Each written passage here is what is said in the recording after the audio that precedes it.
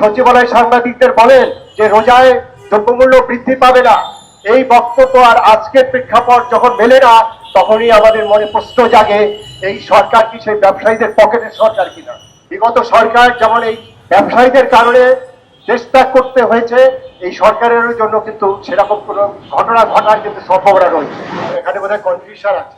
এটি কিন্তু জাতীয় দিবস আপনার বিভিন্ন ক্যাটাগরিতে থাকে, ক শ্রেণীর, খ শ্রেণীর এবং গ শ্রেণীর। এবং আজকের এই 15 মার্চ বিশ্ব ভোক্তা দিবস, এটি জাতীয় দিবসের খ শ্রেণীভুক্ত একটি দিবস ক্যাবিনেট থেকে ডিক্লেয়ার।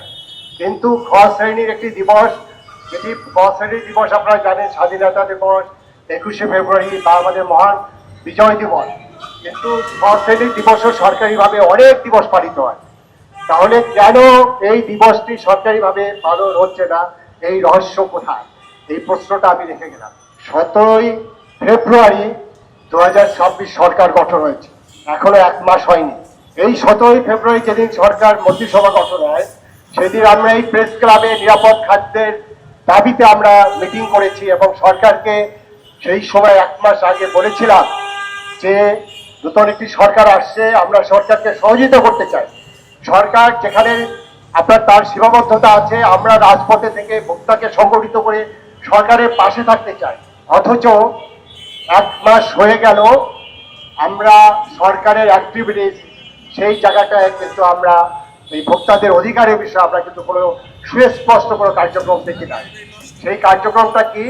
সেটি হলো 17ই ফেব্রুয়ারি মন্ত্রিসভা গঠনের পরে 18ই ফেব্রুয়ারি মাননীয় বাণিজ্য মন্ত্রী মহোদয় যখন সচিবালয় সাংবাদিকদের বলেন যে রোজায় দ্রব্যমূল্যের কোনো অভাব নেই, দ্রব্যমূল্য বৃদ্ধি পাবে না, এই বক্তব্য আর আজকের প্রেক্ষাপট যখন মেলে না, তখনই আমাদের মনে প্রশ্ন জাগে এই সরকার কি সেই ব্যবসায়ীদের পকেটের সরকার কিনা। আমি মাননীয় প্রধানমন্ত্রী তারেক রহমান সেই 17 বছরের পরে আরো 1.5 বছর ইন্টারিমের পরে সরকার গঠন করেছে পপুলার ভোটে। তিনি কাজ করে যাচ্ছেন, কিন্তু তার মন্ত্রিসভায় এই মন্ত্রীরা যারা এই সিন্ডিকেটের পক্ষে কথা বলে, যখন মৌলভীবাজারে ভোক্তার অফিসার নিগৃহীত হয়, কোনো বক্তব্য তাদের কাছ থেকে পাওয়া যায় না। আমরা ক্যাবের পক্ষ থেকে সারা বাংলাদেশে প্রতিবাদ করেছি, সেই ভুট্টো নামে সেই ব্যবসায়ীকে আইনের আওতায় নিতে বলেছি। পবিত্র রমজানে এভাবেই আপন হয়ে উঠুক সবাই ইসপির আপন করা স্বাদে। ইসপি আপন করা স্বাদ। কিন্তু আমাদের কথা কর্ণপাত করেন।